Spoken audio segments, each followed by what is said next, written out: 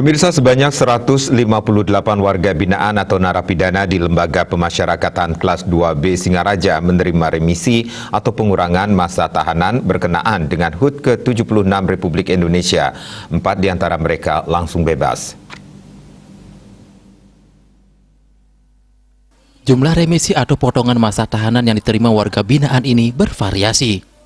Rinciannya 38 orang mendapat remisi 1 bulan, 23 orang mendapat remisi 2 bulan, 55 orang mendapat remisi 3 bulan, 23 orang mendapat remisi 4 bulan, 18 orang mendapat remisi 5 bulan, dan 1 orang diusulkan remisi 6 bulan.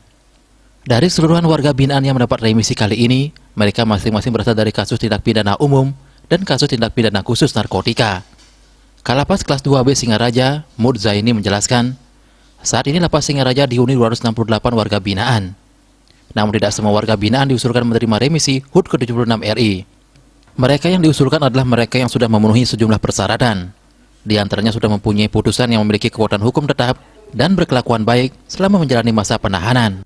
Yang nanti sebenarnya secara langsung diberi oleh Pak Menteri, yang secara keseluruhan didelegasikan pada kepala daerah, baik gubernur maupun bupati. Lapas Singaraja telah mengusur 159 orang, yang turun 158 orang. 1 orang ini masih perbaikan menadakan perhitungan, atau mungkin insya Allah kita lanjutkan revisi selanjutnya. Dari 158 orang, 4 orang bebas langsung. Namun demikian ada 1 orang atas nama Desa Putu masih menjalani subsidiar karena dia kasus narkotika. Dia ada subsidiar 3 bulan.